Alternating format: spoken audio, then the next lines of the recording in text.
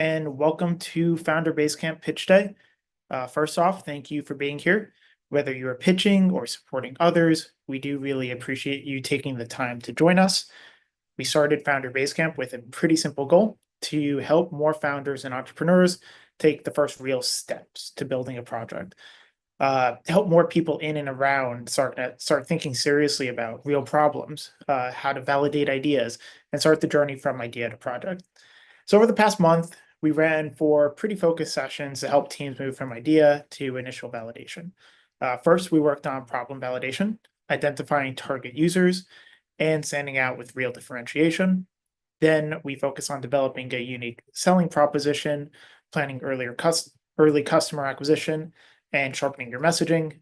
In the third session, we covered funding sources, how to structure a strong pitch deck, and how to navigate early investor conversations. Finally, we finished with storytelling techniques, visual communication tips, and strategies for confident pitch delivery. It's been pretty exciting to see the energy and thoughtfulness many of you have brought. Some of you are brand new to the Starknet ecosystem and use this as a way to start shaping an idea. Others are existing teams who took this as a chance to rethink and sharpen part of their projects.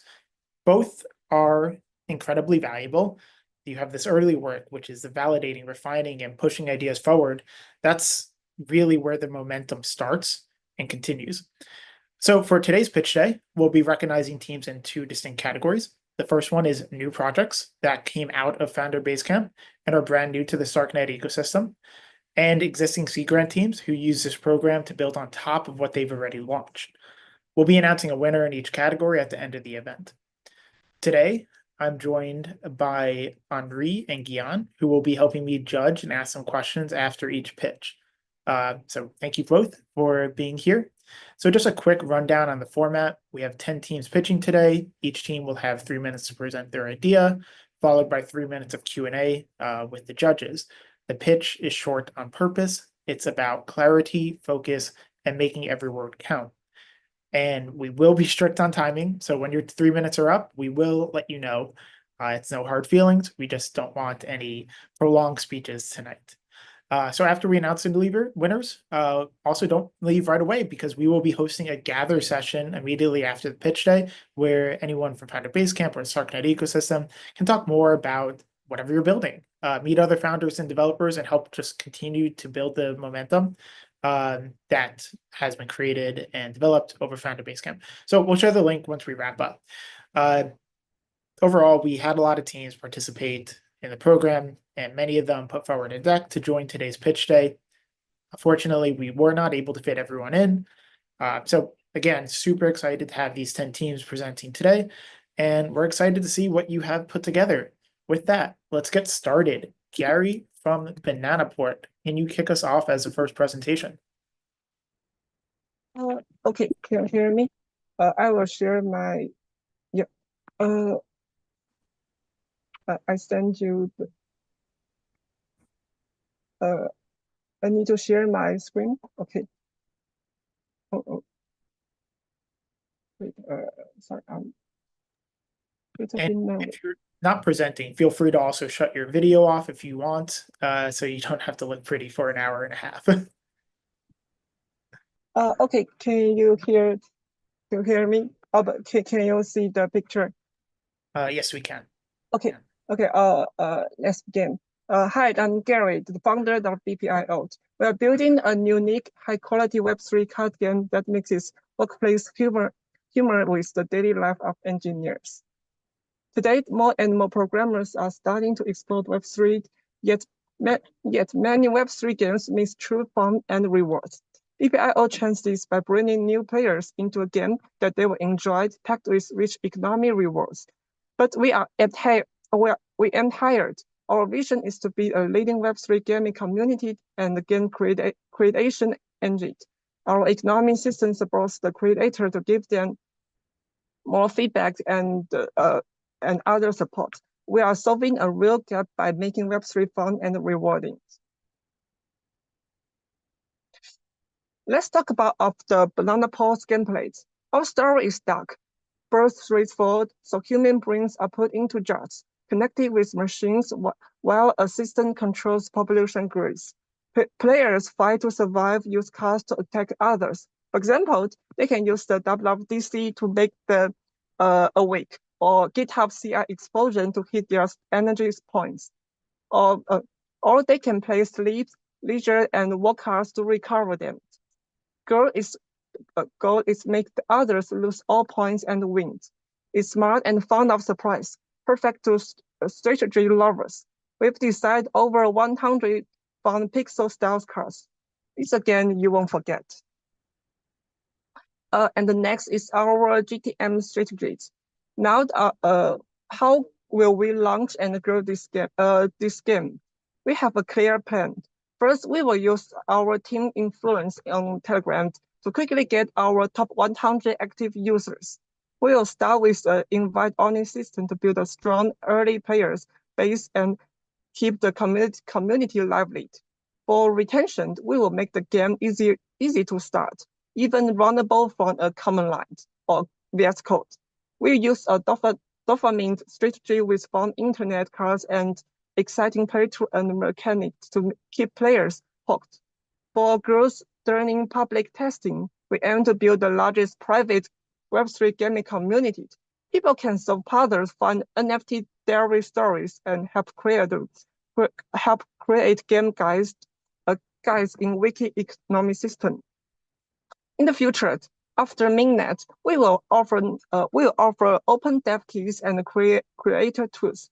We want to help others build games on our system, become a Web3 Kairosoft or Roblox. We even plan a special game final, exploding after the last battle and going open source for the community. And the last one is our market and why we will do it now. Finally, let's look at the market. We see two big trends. First, Web3 card game like Goes Unchained and Splinter Lines with over 55,000 daily traders. So Hey people Gary, also, sorry, your time is up. We okay, can read through this it's the slide last, as well. okay, But let's go to questions if Mm. anyone has questions. Let's move to that. Yeah, I have a question. What's the biggest you're ever gonna get? What's your objective? Let's say everything works perfectly. What are you becoming? What is it you're building? Uh, uh, Pardon me, or okay, or other people can help me. Uh, So so is it what is written there? Is it your goal is to be the Roblox of blockchain or the Kairosoft of blockchain? Is that accurate? no, yes. It's the final goal. And firstly, we will make a fun game to interest others, to make an interesting game. And maybe you can elaborate a little bit on that. What is the game loop specifically that is going to make this sticky enough to justify becoming the Roblox of Web3? Because it needs to allow to write it. The main point is the engine.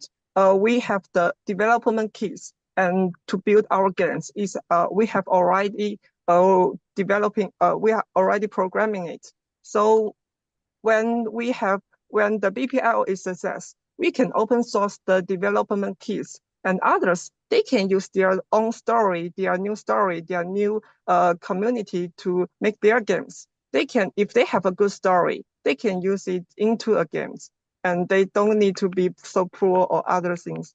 They don't need to worry that. Nice. And is there anything that grabs the player's attention within the first 5 minutes of playing? Is there something that will kind of get people to not jump off the game when they get started with it? Oh yeah. This page is the main point. First, is we call it dopamine strategies. The firstly is the card. We decide the card very carefully, and we use lots of engineering cultures. They play it, they will laugh, they will cry or something. It's their own life. And the next we make the a lot of strategy in the game. For example, the players, they can attack with others, and also they can attack other in the community with the NP point in the game. Amazing. Thank you, Banana Port. Really appreciate your time, and we'll move on to fundable finance next. Yeah, thank you. We have Okay. just finished our MVP and can't wait to connect with all of you. Awesome. Thank you. Sounds good. Perfect. So Lawal, passing it on to you, man. Yeah, I'm set. Hi guys, how you guys doing? So I'm Lawal Abubakar from Fundable. So we'll be sharing what we are currently working on. We are live on mainnet. So sharing what we are currently working on. So let me share my screen and take you to this.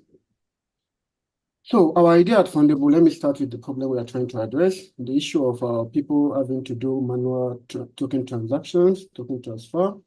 So for example, if you are sending to more than a person, more than an address at a go, it is very tedious and very complex for you to start imputing address and amount one after the other in your Bravos or agents to now start sending to each of these addresses. Imagine if you have over 1,000 addresses you want to pay at a go.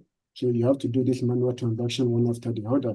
So we have a feature, we have a product that allows you to actually have this address in a CSV file with the amount you want to send to each of these addresses, and then upload the CSV, and just in a single transaction, you click send, and all of them receive the amount you want to pay to them within a few seconds, thanks to the power of our Starknet. So our ideal situation, the problem we are trying to solve from Nigeria particularly, is the fact that the giveaway culture is very ripe here. So a lot of people come to the internet asking people to drop their account balance, their wallet addresses, and that they will be rewarded for just doing that. So we assume that when people do this, they get a lot of responses, and when they decide to disburse this fund, it becomes a problem for them to do because they have to start going one after the other, sending to these addresses. So we are addressing that particular problem. Why that is our starting point, our adaptation to blockchain itself is the fact that we have been to community events ourselves, and we realize that a lot of event organizers want to reward participants. And if your participant is in the thousands or hundreds of thousands, there is no way for you to be able to do that. So we have a flow that allows you to put up a form, and everybody just paste in their address in the form. You export these addresses in a CSV, you upload the CSV in our platform, and you just allocate the same amount to them if that is easy for you, or weighted amount if you want to give these individual people different amounts. So yeah, you do that in one transaction and every one of them will receive that. Last week we did that at the Starknet event meetup in Kaduna, Nigeria here. We received a rousing feedback from people saying they got the money we wanted to send to them in just a few seconds. So our target market is the DAOs, the curators, podcasters, and event organizers. We are currently on mainnet, and we have done over 250 distributions currently. And our total volume is over $2,000 because people are actually sending micropayments. And that is one of the reasons we are pitching here. We are looking to scale up, and our major aspect is distribution. We know we have built something that works, but we are looking for how to get this in the hand of as many people as possible. And that is exactly why we want to pitch our project, probably get someone to come on board as an advisor who is going to get a share of what we are building and help us actually distribute our products to as many people as possible. So I actually explained how it works, the flow, upload the CSV, assign the amount you want to send to all of them in a single box, and all of them get the same amount. Hey, sorry, Oh, Lawal, I'm your sorry. time is I up. see. Yeah, I see Sitting saying times is up. Maybe let's go to questions. Awesome.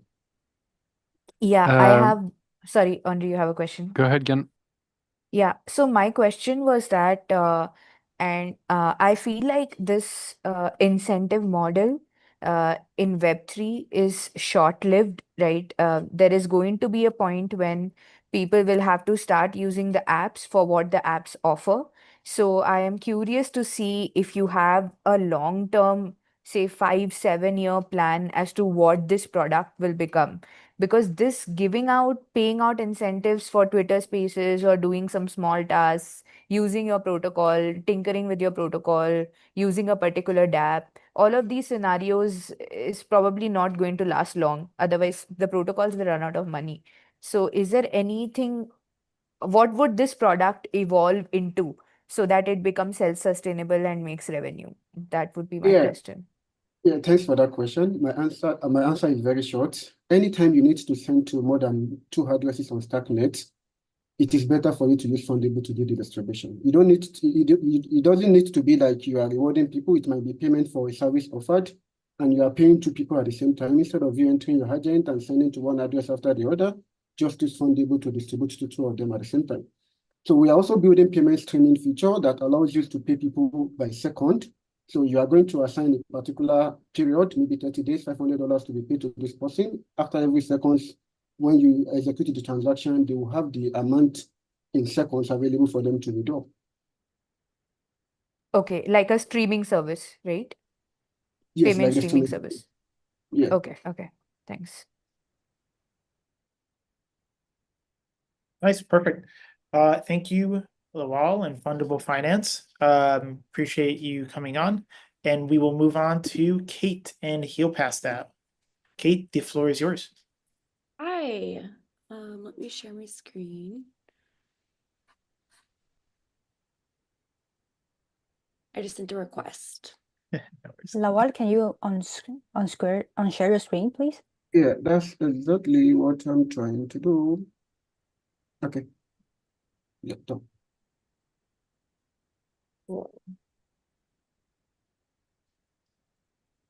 Perfect. Awesome. So I'm the founder of Heal Pastel. We are creating the future of medicine 3.0. It is decentralized, it is preventative, and it is direct to patient. So it's no secret that our healthcare system is a scam. Preventative care is very fragmented and inaccessible. 90% of healthcare costs go to chronic issues, just managing them, when 80% of them are preventable. Doctors and patients are more aligned than ever, but disconnected by outdated systems. It's time for a new era. It will be a DAO-owned virtual practice, a collective virtual practice that doctors buy into and scale one-to-many delivery models. It'll be a way for patients to earn down cost of care through co-participation and staking to fund the future of health. There'll also be a community-funded pool for health incidents and coverage outside of anything preventative. Why now? So there's been recent policy that's basically a lot of doctors are ditching insurance altogether, and they found a new model. They're scaling 7 to 8-figure digital practices by focusing on one niche, but it's very fragmented, and they're relying on agencies and, marketing agencies, burn and churn. If we can put them all in one place, it eliminates the burden to get to that level of scale and helps them get there much faster. So Heal Pastel has the opportunity to be the go-to platform behind the new doctor delivery model as the first and only decentralized practice.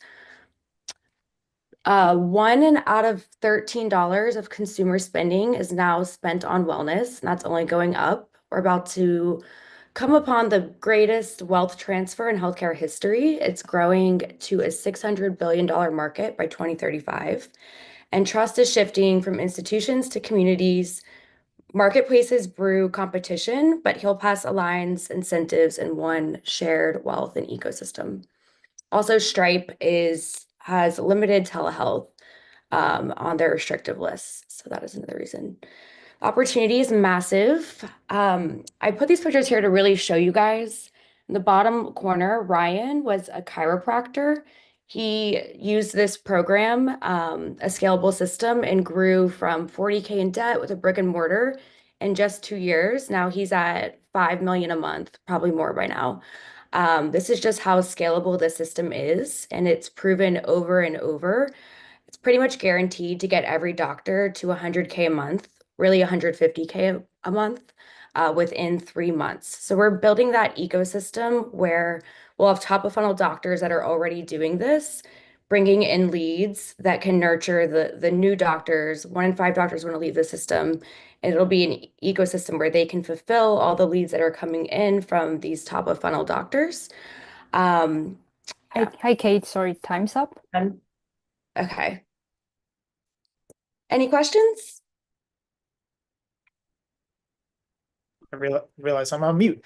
I think maybe kind of on this go-to-market strategy, as I am curious.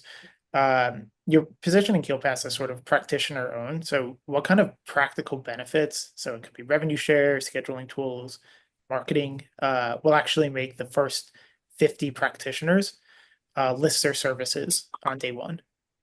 Yeah, so basically they're all creating individual funnels right now, and 95% of the leads don't convert. By adding a free join Heal Pass, it gives them an opportunity to convert those leads further because they can nurture them in this community. And 50% are likely to join just a free community. That's like the highest value you can offer. So all they have to do is add it into their existing marketing chain. And it will increase like millions. Like if we get just 10% of those to convert, it's like a $66 million new opportunity. If they spend 6K a year on wellness, which is the new stat, even if they spend just 500, it's pretty significant. I have it in my notes. So I've broken up different scenarios, but just by adding it to their existing marketing funnel, significant. But we want to grow and pretty quickly have our own marketing operations so then we can also cross promote each other. If we're running all of their funnels, we can market each other. They get incentivized. Everyone that comes into the platform, they can earn the lifetime value and beyond just their own offering, if that makes sense. Awesome. Any- Any other questions, guys? Or we'll In your view, are your customers the practitioners or the patients? Really, it's the practitioners. Preventative practitioners have always been siloed, not having the same type of support that the traditional healthcare system has. They're just now moving to this digital doctor model, and it's a struggle for them to get there. They're having to hire coaches and yeah, so it's really for them. We're also giving them like workshops and ways to collaborate, business resources, legal. I have a functional health lawyer that will be part of the DAO.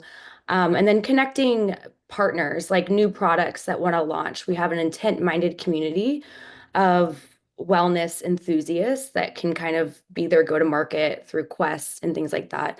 So also for the patients, we want them to co-participate and interact with doctors like never before. Doctors might be able to list, join my case study or participate in this and like really help validate the future of healthcare. A lot of doctors in longevity crave that source of truth.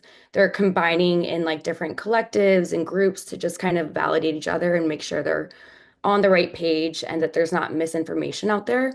This is also a way to vet. The doctors will have to be vetted and voted in by each other, and the community will have a say. Sorry. Wonderful, thank you. And time is up, so thank you, Kate. Awesome. Kate, thank you so much. That was Health Pass DAO, and we will move on to Jokers of Neon. So, Nico, the floor is yours. Hey, yep. Let me share screen.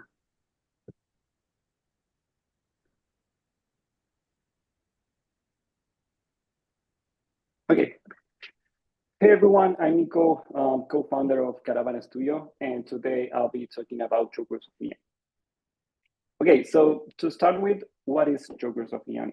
The Jokers of Neon is a strategy card game developed fully on-chain, powered by Dojo and Starknet. We got inspired by the mechanics of the game Balatro and took that core concept to the next level. It's free to play and you can play both in mobile and desktop. So it's designed to be a very accessible experience. Everyone should be able to play. The game loop is the following. You start with a regular poker deck of cards and you need to score points by forming poker hands to beat rounds. Between these rounds, you have a dynamic shop phase where you will be able to buy different cards and items to build a powerful deck that you will be able to use to beat raid rounds with difficult challenges. Okay, but why? I can mention 3 items on why we decided to build this project. First one is tokenized cards will give the players a sense of progression between games by unlocking and collecting cards as NFTs that then will be able to use in game. But more than that, as they own them, they will be able to sell and trade them with other players. Second one is modding. User-generated content is very popular, and a great example of that is bilateral modding community with over 100 mods created by them. We are creating a game that's designed to be moddable from the beginning, allowing modders to build their own version of the game and get rewards for that. And the third one is global tournaments. Another big differentiator will host different types of tournaments where top players can get rewarded. So why now? Well, this game was not possible a year ago because of the very low cost on transactions and their high speed, especially on Starknet. And then also bilateral came out a year ago and it's still very popular among players. We're leveraging that popularity and basing on a core game mechanic that is proven to work, but not just that, we are pushing it further. And to finish a little bit on our monetization strategy, we will provide a premium subscription for our core community that will allow them to play extra games, participate in exclusive tournaments, and get more rewards. Also, we will provide a player marketplace where players will be able to trade items, taking a small fee from transactions, but we will also be able to sell different types of items like loot boxes. And last, as said before, we will host different types of tournaments. We are using Budokan as our tournament engine, so the possibilities are very wide there as well. And it's permissionless, so we can have our community members organizing tournaments with their own rules and taking a cut out. Hi, Nico. Sorry, the time is up. Yep, I'm finished. Any questions? Yeah, so first of all, I never want to get on Tung's bad side. That's my biggest fear. But first of all, I'm glad that you mentioned Budokan, as I think that's such a great go-to-market angle for you. And would definitely love to see more teams in the Starknet ecosystem benefit from an on-chain tournament contract. Anyway, my question is, you focus a lot on differentiating with mods. So how can you actually think through tools or split, or how would you convince community creators to build these custom sets for you? I think we made it very easy for communities to just with a few clicks here and there to build their own version of the game with their own brand. For example, we could have communities like Evereye in Starknet just designing some cards and having their own version of the game for their community with a very low cost. So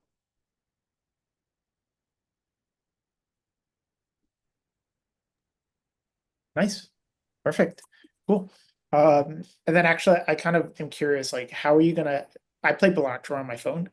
How are you going to help mobile free-to-play gamers actually feel the value of these types of cards and bring them in if they don't actually care about NFTs? I think that NFT side of things is more towards the Web3 community, but we are planning to have a market where players can exchange and trade the cards. So on one side, for Web2 players, they will be just happy with collecting the cards, right? That they don't even care if they're NFTs or not, right? But once they see they have real value, maybe we can onboard them to Web3 and they can have they can monetize the cards they own on in game. So Nice. Cool. Nico, thank you so much. That was Jokers of Neon. It is a great thank you. game. You all should actually play it. It is one of my favorite games that I played on my mobile phone with Balatro, and it just is enhanced when it's brought on chain. Joseph, Loop Music, I'm going to pass it on to you to tell us a little bit about what you're building. Oh yeah, thank you very much. Let me share my screen. No, we cannot yet. How about now? Can you see my screen now? Yes, yes. Okay, let me just start. My name is Joseph, and I'm the founder of Loop Music. And what we are building is revolutionizing the artist fan experience through real connections and real ownership. So I'm building a community layer that's missing in the global music today. Understand? So um, the problem that we identified in the music space that actually gave us this idea was streaming today is actually broken for most creators or artists. Understand? A lot of artists get and a lot of artists don't really get paid a lot on time. Like the music market is a very huge, it's a very huge bulk of money, you understand? But these music artists actually like receive less and less amount of money, even after a lot of years of innovation in the music space. Understand? So, and one of that things also kind of like identified also like also feel like a lot of fans would like to feel connected to these music artists in one particular way, understand you get. So this and also the system also favors gatekeepers, leaving independent creators without sustainable income and fans without any stake or true engagement. Understand? So as a result, both artists and fans feel like outsiders in the space they help to build. Understand? So that is just some of the few problems that we kind of identified and give us this little validation on this idea that we had. So and then what Loop Music is doing now is just to dynamically change every single thing. We are building a platform where artists can earn fairly and artists fans can also like connect deeply with their favorite artists entirely in one platform. You understand? So it's just a mixture of music streaming and a mixture of social. Understand? But with the in the middle side, we could be artists can actually like make revenues, actually like make income, multi-income, understand, in just one platform. So our main aim as a platform is to be an ecosystem where all these artists can actually feel much more connected and actually be able to like know that okay, yeah, this is a place I can actually make more income and actually like sustain myself as an artist entirely. Yeah. So and then how huge is the market, you understand? So do some people start to able to do you understand? We saw like the music market is a $33 billion market. We get with 667 million people who are streaming music globally in the world, understand? But as an African also, obviously as in Nigeria myself, understand? So we in Africa and Nigeria as a whole, we have over like 100 to 150 million of people who stream music entirely in the whole of the global market space you get. So the global market is what I said earlier, 33 billion today and heading towards over 64 in by 2030. So we are mainly focused on a particular segment of the market, you understand? So like so our SAM as SAM for the market is actually going to be the 8 to 12 billion-dollar market, you understand? So of creators and fans who create real engagement and our service sustainable market that we feel that we can actually capture within the next 3 to 5 years is going to be at least 250 to 500 million market cap, understand, within 3 to 5 years. You get so and then just we're able to add a team slide but I'll just talk about our team a little bit, then I'll move on to our marketing strategy. So Hi, as I said Joseph. earlier, like Joseph, sorry, time's yeah. up. Oh yeah, okay, all right. Thank you very much. Yeah, appreciate it. Okay, let me stop sharing. If I can ask a question, maybe. Thank you for the presentation. It's a big market and it has very big players. How does Loop Yeah. differentiate itself from users' perspective? Okay, so the way we actually like differentiate ourselves from those big players entirely is we are not we're not like we're not like a music streaming oriented, you understand? We are basically community centered, you get. So um big players like Spotify, Apple Music, the rest, and all of that, you understand? And also even other Web3 music applications like Audios and all the rest that we found out, understand? And really just mainly based on just music streaming and giving artists, giving users the experience of just streaming music and no connection between the fans and music artists entirely. Yet. So there is the algorithm has kind of like ruined everything for the artists, whereby they can actually like build an entire community before they can even talk of building a whole business for themselves. Do you get? So that's just what differentiates us a little bit. So Thank you. yeah, thank you very much. Yeah, sorry, go ahead. Sorry, Andre. I just had a question around metrics in terms of, have you spoken to any artists and have you onboarded anyone? Like, do you have any numbers for us in that Okay, yeah. context? I actually started off with few of my friends who are musical artists, you understand? So I kind of like they were actually the one who actually gave me the inspiration to this idea entirely. You get so I've touched up to a lot of my friends and stuff like okay, like what is the main thing that they want to like actually like experience a lot of application as our home, you understand? You get, but the main thing a lot of them talks about is able to make cash to sustain themselves in the music space entirely. You get so, and then so we launched our wait list earlier, which we actually kind of like closed recently because we want to like we're working on our data launching. We're planning on launching that by next month. So we're able to like get at least over 4,000 to 4,580. Yeah, 4,580 wait list members. Understand? So from those members also we're able to like talk to some few users, understand, talk to some few people to like okay, see what they actually like really want to understand. So that give us a little bit of some few yeah. Nice. Thanks. Thank you, Joseph. That was Perfect. So we're going to move on to Luis from Naratum. Good morning, everyone. Before I start, I just want to thank Starknet Foundation because I was part of the founder program. And it was very useful deal, and I hope that you continue in the future. It was very, very good. Okay. Let me share my We'll screen. get you everywhere here, guys, just FYI. Second. Let me know when you can see my screen. Yes, we can see it. Yes, we see it. Perfect. This is one of my favorite phrases. The best way to predict the future is to create it. I create an outline. Sorry. Last year, I did an experiment with my family. I create an outline of a story with characters, challenges, and events, details, maps, and generate AI images for all of them. Then I create some templates and documentation to train an AI model before our family gathering. That night, I use OpenAI ChatGPT Advanced Voice Mode to run our role-playing game as a DM, talking to my players by its own. It was magical, seeing my parents asking the AI to describe the world with more details and my kids trying to troll the machine. It was natural and easy. The images, the voices, and music all generated by AI, but the heart of the story generated by my outline and my family decisions as players. That's the experience we want to replicate with my app. Welcome to Narratum, the ultimate storytelling platform for readers, gamers, and creators alike.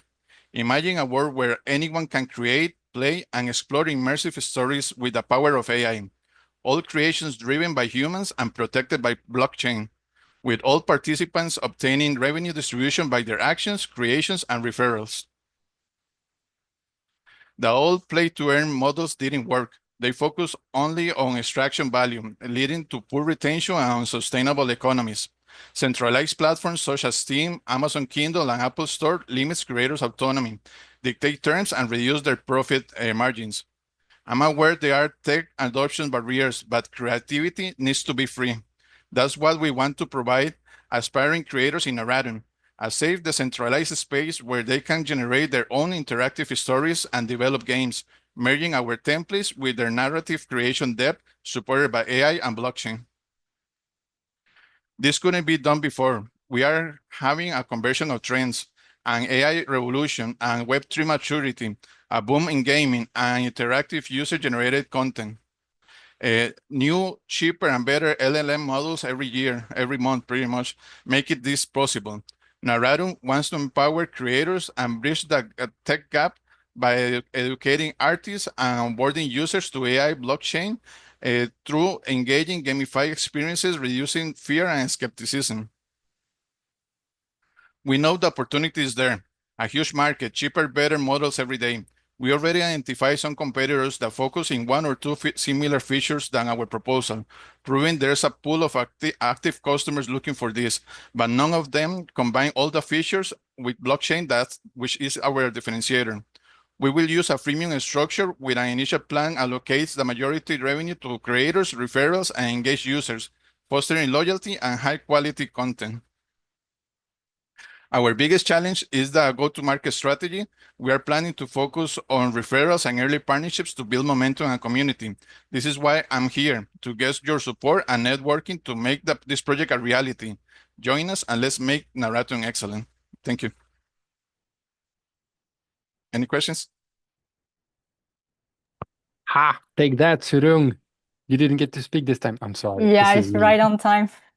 Congratulations, Luis. It's not easy to be to deliver a speech like this on time. So congrats. I'm curious. So this would enable people to build their own game and share it with Yes. their families and friends, and then That- for people to share their like to then be able to monetize their games. Would this be entirely in the digital space, or is it? My perception was that a lot of those games were also, physical games. Correct. Actually, the role-playing game that we do is Dungeons and Dragons. As a family, we have a monthly meeting for that, right? So since we start using AI, I've been putting that automatically, some videos, some music, and it was really in person, right? But it was really amazing when the AI talks by its own and manages by itself. So I want that to be all digital, right? I know it's hard for people to learn some new concepts, especially that complex as AI, right? So what I want is to create a platform to make the templates easy for everyone. We want to make it happen, make it easy, make it excellent, right? That's my personal slogan. So our prototype, it will be just for very users that is already doing that, right? And transfer it to digital. And why we want to protect it by blockchain is because right now, the artists always reject AI, right? Because they are saying that they're copying them. And we want to protect it with blockchain because it will be yours. You will own the information. It will be decentralized. We won't be the bottleneck, right? It will be a platform for people to generate their own content. Thank you. You're welcome. Any other questions? Yeah. So I think you're targeting readers, gamers, and writers.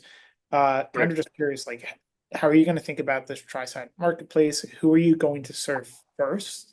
And then specifically, how are you going to use the demand from that side to target the other two? Correct. 100% writers and creators is my main focus at this moment. We want to eliminate that resistance of change. We want for them to adopt blockchain and for them to see the benefits of AI and blockchain together.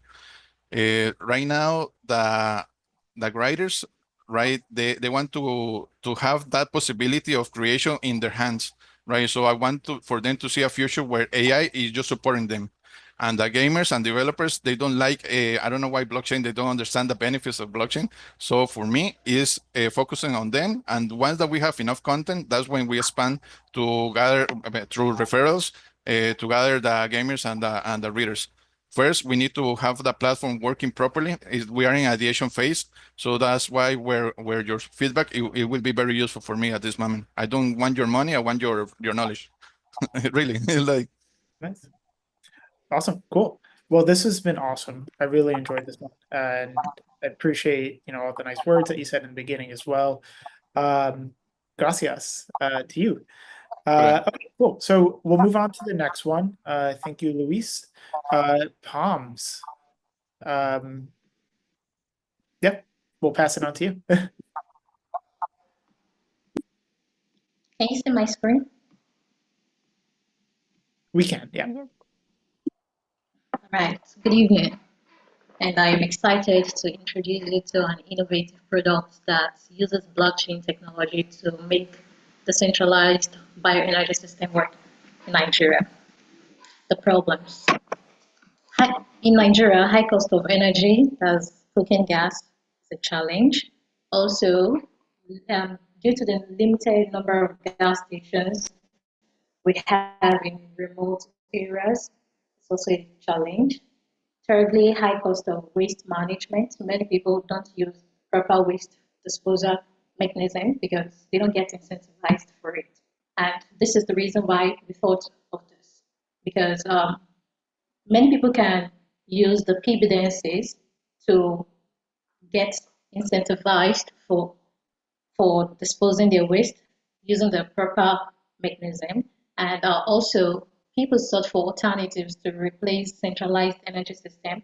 And from our survey data, we have over 80% of people wants to use the decentralized energy system. Another reason is because we have few real-world blockchain users in Nigeria, and Starknet enables waste tokenization, P2B energy trade, and smart contract-based payment. And that is the reason why we sought to use blockchain to incentivize our users. Talking about the market, more than 50% are willing to pay over 500,000 naira to use the PBDNC's system, and 30% are willing to pay above 1 million naira. And that is to say, we have a good market. How the product works. One can either trade waste for cooking gas or trade waste for tokens.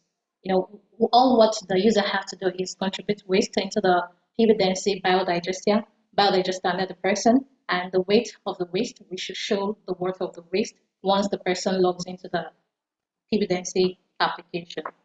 And one can use this token, that's PGAS, to purchase cooking gas at any PBDNC's gas station or any LPG gas station near them.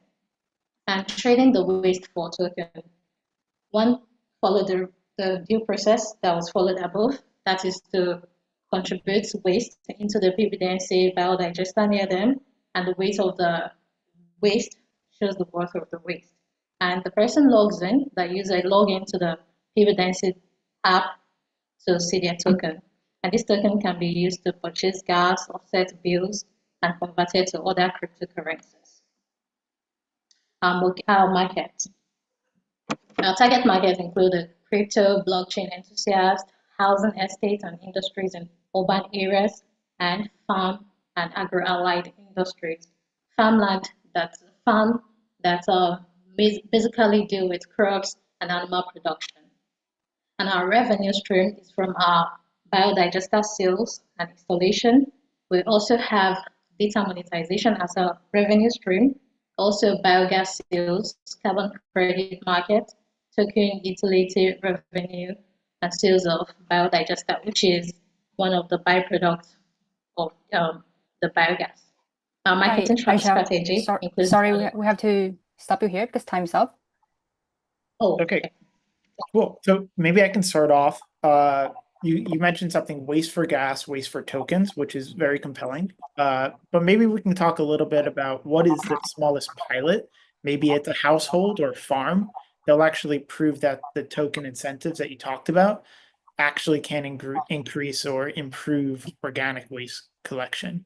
Do you have anything in mind from a pilot perspective to test it out? Sorry, can you come again with your question?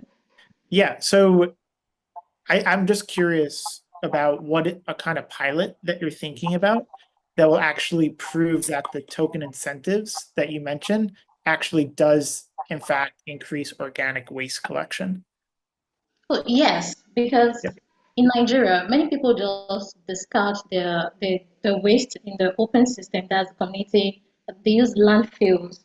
So we are trying to curb that now and use those waste, which is wealth in itself, to build wealth for the community, and incentivize those people that dump their waste in the biodigester as seen here, and then they log into their application to get tokens. And also, if they don't want to do that, they can get the gas supplied directly to them. Nice. And it works for households, estates. Awesome. Perfect. So Thank you. I have a question. So this kind of infrastructure project can be very capital intensive to deploy. How do you bootstrap this? How do you get your first users and make it in a way that doesn't require hundreds of millions of investments?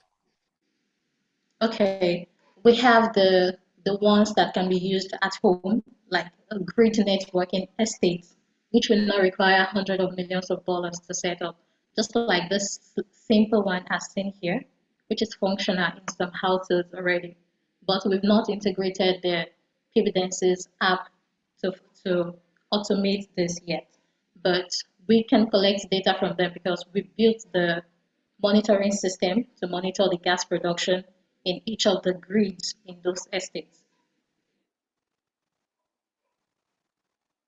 Awesome. Thank you so Thank you. much.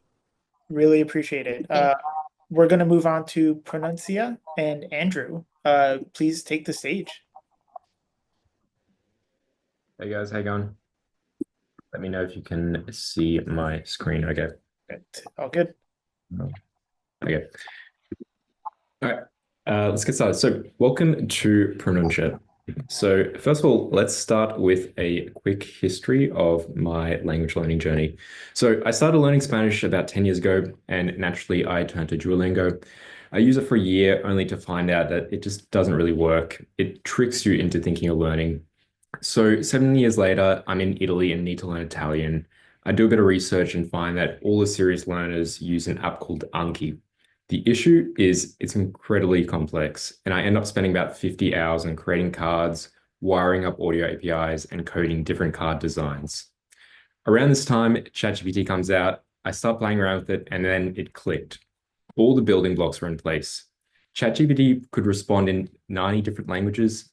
AI voices were amazing, and it was making better images every month. So I realized we could skip the manual work required to create not just another language learning app, but a reimagined one. You see, not only can AI generate course content, but it can provide all the features missing from Duolingo. That being custom lessons, pronunciation feedback, and helpful explanations for any mistake made. Now, I know what you're thinking, guys. Why are we talking about a language app at a blockchain pitch event? And I will get into that on the next slide. So first of all, we saw how well Stepan was able to motivate people to get outside and do a bit of exercise. And we thought, why can't we do the same for someone's daily language lessons? But then the question still stands, right? Why crypto? So first of all, crypto-like concepts are not new to the language app space. You know, language apps like Duolingo are often gamified and already have crypto-like assets. On top of that, we're going to be rolling out language certificates. So Duolingo's, for example, have already seen incredible adoption and are accepted by a ton of institutions. Placing these certificates on chain addresses some of the issues that are currently seen with university degrees, you know, such as degree fraud and poor verifiability. I cannot pronounce that word, and so on. And lastly, this model really allows us to democratize learning for all. By offsetting initial AI costs, we can provide a high quality learning experience for all without compromising the UX. So let us get into our progress so far. So we're nearing feature parity with Duolingo, and some features already exceed Duolingo's in our opinion. We've also just recently launched a closed beta. We've got a little link here down below if anyone would like to join afterwards. And on top of that, we've started building out the framework for an iOS and Android app. And here's a quick slide on the team. So we have 4 devs, two of which are ex-Consensus, specifically doing a bit of work on the MetaMask team. And most of us are bilingual or trilingual. We also have a little hack house here in Italy where we currently have 3 members living in. And that is it. Nice, short and quick for you guys. Exactly 3 minutes. Any questions, guys? I know Henry's probably got a couple of tough ones like he did for me last time I pitched him. So No, I'll let the others this time. Thank you, Andrew. all right, okay. Yeah, sorry. I don't know if I missed it or is this a redundant question, but what are the differentiating features between Duolingo and your app that is like what would be the significant differences? Yeah, great question. So I skimmed over that quickly due to time constraints, but basically Duolingo really lacks personalizability and its features are more tailored towards a more recreational style of learning. When we incorporate our AI into the app, we can really provide a teacher-like experience and sort of guide users along the way, provide them far better feedback at a far more granular level, and this really improves the learning experience. And yes. Nice. Okay. Sorry, Dylan, you had a question. Yeah, sure. So you mentioned, I think you mentioned something around on-chain certificates, and I think that's something that I would probably want to see as well in this. Something LinkedIn I think has done really well has been these kind of partnerships and programs that show that institutions can build these on their platform and show these credentials have real value. Is this something that you're thinking about? And if so, how are you actually looking to pursue this and onboard these? Yeah, 100%. So we have this general overarching thesis that a lot of these certifications are going to gradually move on chain. As I was saying before, there's a ton of issues with university degree fraud and stuff like that.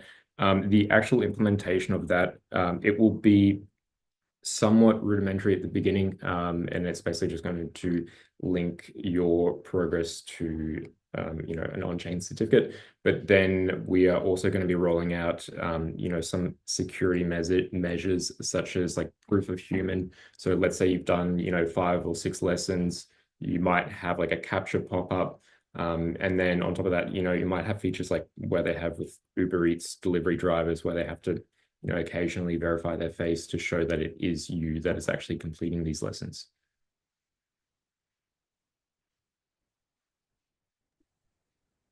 Perfect. Cool. I think there's probably some interesting questions that we can probably take offline as well. Really appreciate it, Andrew. This has been an awesome presentation. We'll let the next one, Vox D, come on stage. Thank you, Andrew. Thanks, guys. Thank you so much. Let me just share my screen quickly.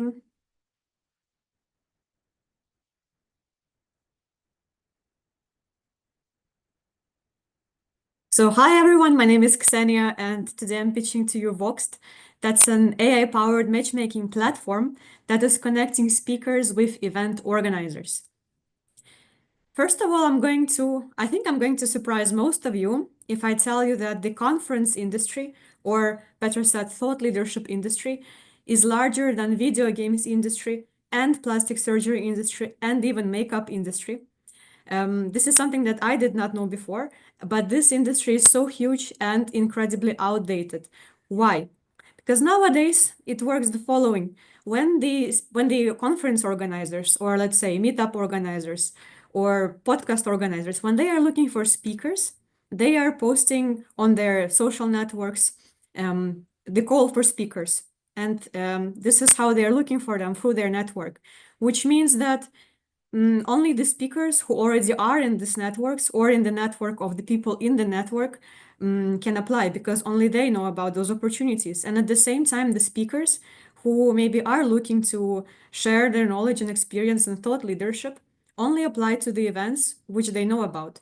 And of course, it might be working for the huge ones, for the ones that that everyone knows about, but not for the smaller ones, which also have a huge part in the thought leadership. And this results in a very outdated approach, because this is why we hear the same voices again and again. We see the same faces again and again in all the conferences.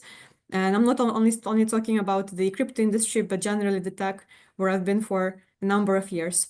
So what I want to solve with Foxed is to increase the inclusivity and increase the quality of the thought leadership and stop the conference industry, prevent it from being only family and friends as it is right now.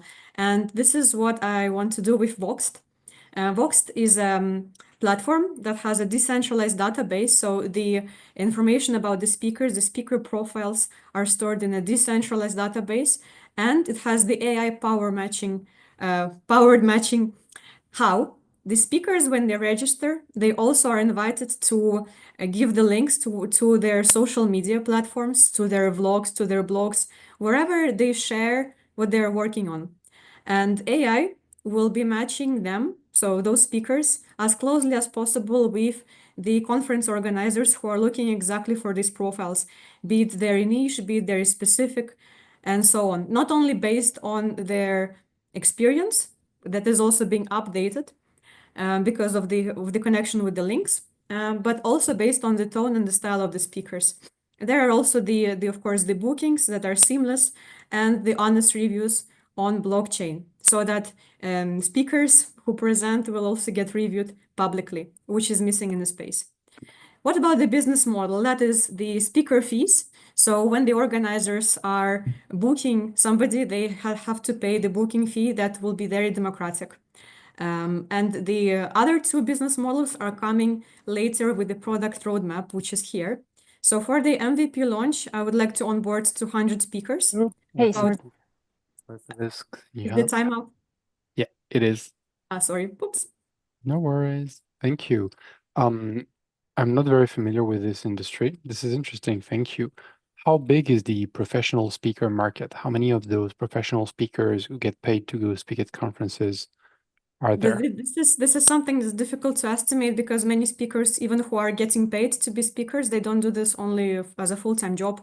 So for many, even those who are speaking professionally and getting paid for it, it's not their only occupation. But it's also the conference industry. The size of it is also calculated with how much money is poured into the whole industry, as also including the meetups and the podcasts and the professional conferences that are organized throughout.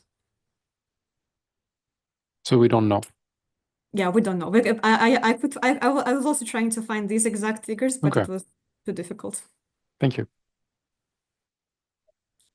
It's a really interesting model. How are you going to actually convince some of these busy speakers to invest their time into building a profile?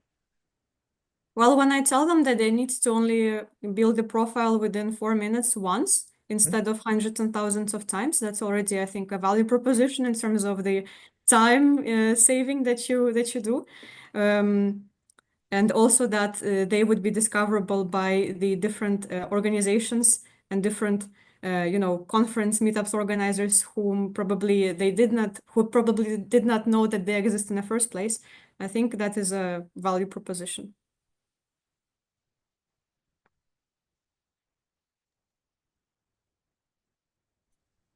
Cool. Nice. Any other questions, Dion, Andre?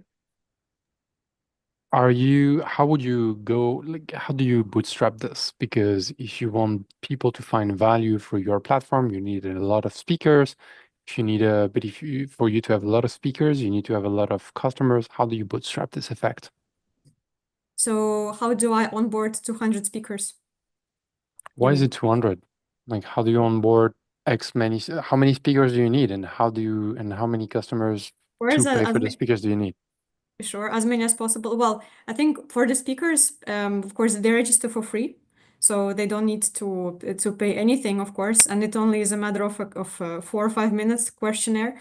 I want to use my network first, and then I would pay for the paid ads on LinkedIn because I think this is where they are. And also, whenever in the beginning, I planned to make a very reduced fee for the organizers, so they will pay very little for the for usage of the platform in exchange of making it public that they found the speakers through the platform. Makes sense. Thank you. Awesome. Well, thank you so much. That was awesome. That was really interesting. We'll close it out. Yeah, appreciate it. We'll close it out with Chillax, who will present his new project, Wardens. Hello, hello.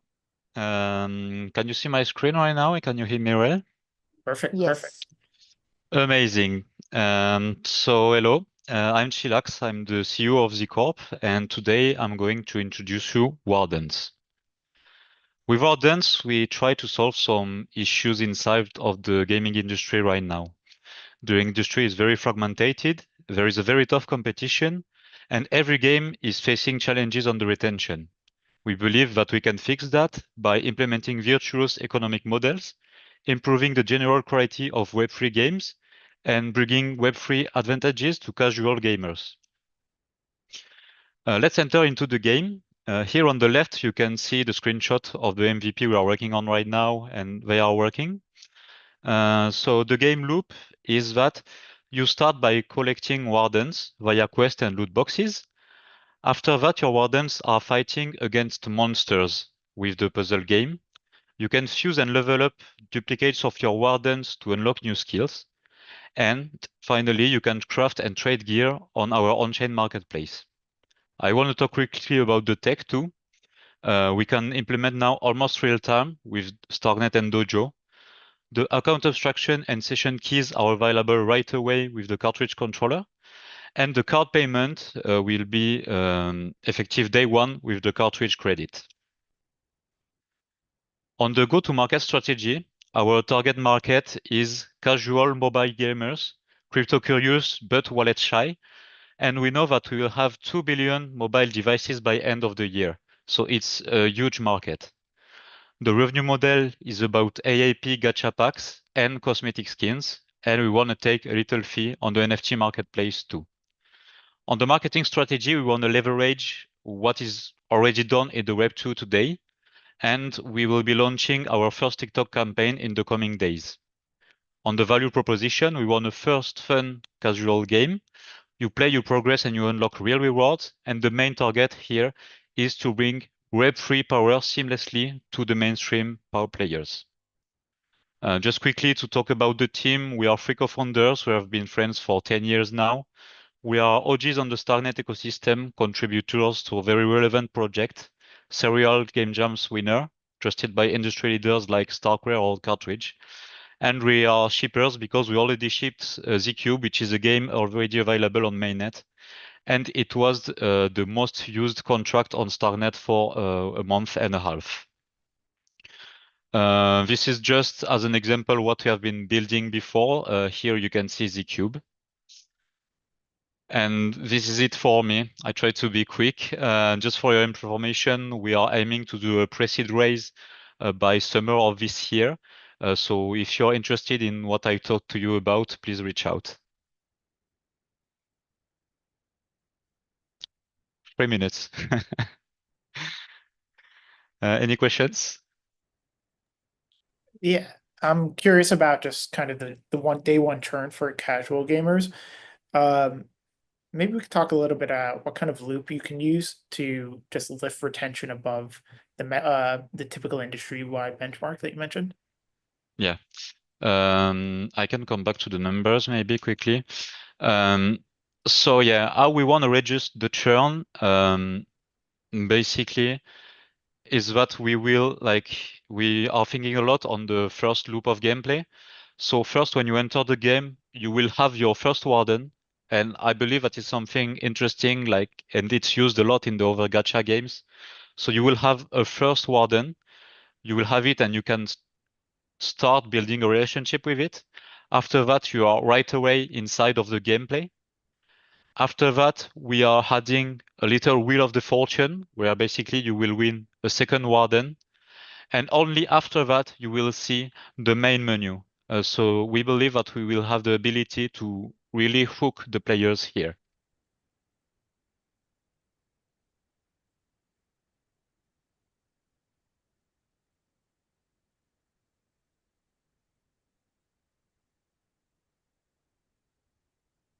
And what can you learn from some of the prior games that you built that you're going to be bringing into this new game as well?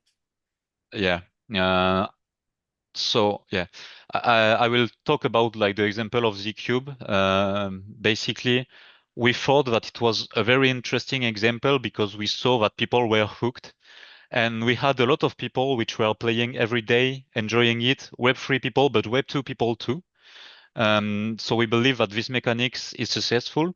And this is where Warden come from, actually. We know that it's a good concept, but we want to add a lot of stuff on top of the concept, basically to improve the retention. And yeah, a second point is that we saw that maybe on the specific Starnet ecosystem, it was maybe a bit complicated to onboard a lot of users right now. And this is why we believe that, and in the end, I believe it's the plan of Starknet to just open up to a lot of different peoples. And this is what we will target the Web2 audience. with all the seamless integration and all of this, it will only help us to bring more people into Starknet, but into our game too, without them noticing. So it's something that we wanted to address too. Chillax, thank you so much. This has been awesome. This has been great, and super excited to see this new game that you're going to come out with, because Amazing. awesome, wonderful. Thank you, guys. So thank you to all the teams who did pitch today. Just honestly, my quick feedback, it's really strong work across the board. Frankly, it's just been really cool to see how much thought, the amount of effort. The key thing that I think I've been mentioning, especially in the beginning, is just like the clarity that you have all brought to the stage today. And for those who are pitching, for those who are watching, for those who participated, for those who want to participate in the future, this is just one milestone. It's an important one, but it's just one milestone. And taking the step to actually shape your idea, to share it publicly, to really just open yourself up to feedback, it's not easy. Most people don't usually get to that stage. It takes a lot of capability and introspection as well to get there. So the truth is, concluding on my little conclusions thought as we're evaluating and judging some things on the side right now. Early momentum, it doesn't always look pretty. It's generally always messy, but the key thing that I want everyone to focus on is it's about progress and taking one step forward. It's not about getting to perfection just yet. So, the teams that were here, the teams that took it seriously, the people that learned new items, I hope that sets you up for whatever comes next. We're going to take 1 to 2 minutes, Henri, Guillaume, and myself, to convene, and then we'll come back with the winners from today's pitch day. So give me 1.5 minutes and we'll be right back. All right.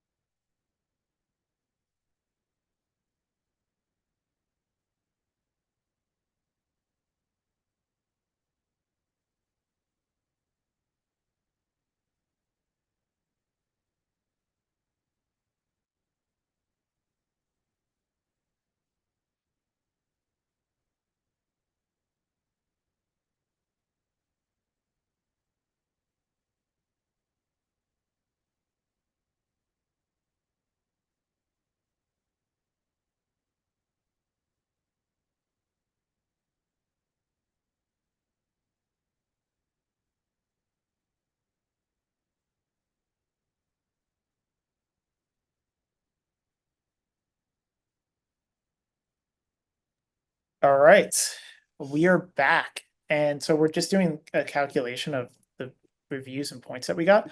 We're going to start off with category 1.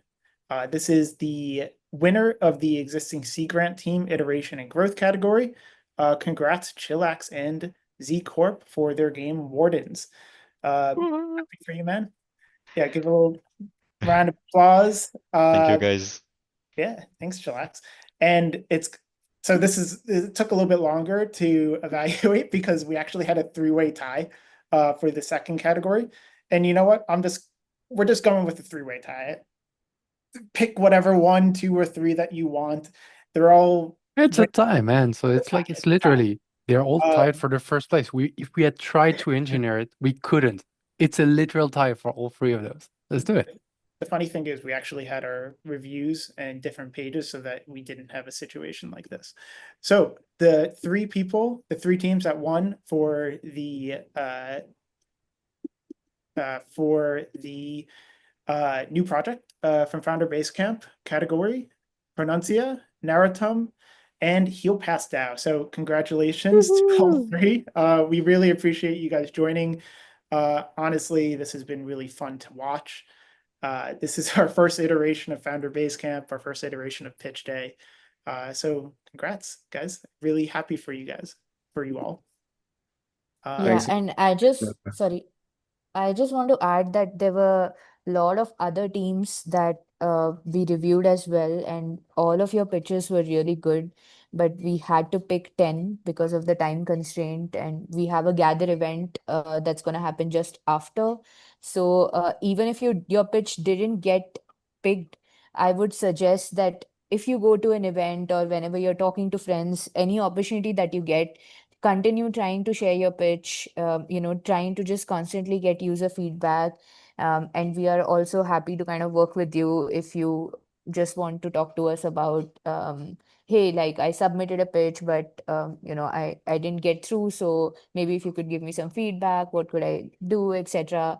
We are also happy to share that feedback. But yeah, there were a lot of other pitches that were so close, but yeah, we had to pick 10, so we, went a bit Likewise up for and the down. top three, there were a lot of very good pitches tonight that didn't make it into the top three. Congratulations for all of you for being out there and pitching. It's not easy. We respect that a lot. We respect the grind and keep pushing, keep pitching, keep refining it, keep getting better. Stay in touch. Tell us how we can help you, and we're happy to support you in your growth. Nice, perfect. And maybe we can just end this real quick. Again, winning is great. You should feel good, but it's just the beginning. What matters most for the winners, for anyone watching, for anyone that participated, is what you do from here on now. How do you keep refining, validating, and building your project? It's a never-ending process. This is what you signed up when you decided to be a founder. For everyone here, again, thank you for all the work that you put in throughout the month. Hope that every conversation, every interview brings you one step closer to building what you want to do. To help keep that momentum going, we're also going to open up a gather session right after this. We'll have a dedicated Founder Basecamp area for those looking to matchmake with developers, and the Pitch Day teams where you can meet others, talk more about your project, and connect. So we'll share the link in the chat. And What is it? What is it, Dylan? Like, give her gather. down. What is it? One little, you get a little 8-bit character. You get to walk around a little. What's the right word? It's an It's AI a meet virtual, space. it's a It's a virtual meeting space, environment yeah. to, it's a virtual environment to So meet it's and a Second connect. Life. It's a sort of Second Life stuff where you can walk around and hang out. Yeah, we'll be Yeah. testing a few of these out. But Super cool. yeah, to close us out with the 4 winners, maybe we could start with Chillax. Like, where can we find you? Then I'll pass it on to Andrew, Luis, and Kate. Yes, so you can follow the game on wardens.dg on Twitter, on X, sorry. And you have zcorp_, which is the studio we've been working on for some times now. Great. Andrew, can you tell us where we can find you? Yeah, awesome, guys. Thanks so much. So we're not super active on Twitter, but you can find us directly on the site. I'll just put a beta code in the chat. But we are on Twitter, Pronuncia_app. I think there's a link there. And we are on like TikTok a bit too. So yeah. Nice. Luis? Sure. From my side, I don't have yet a webpage for Narratum because we're in ideation, but you can contact me on X with at Lumax.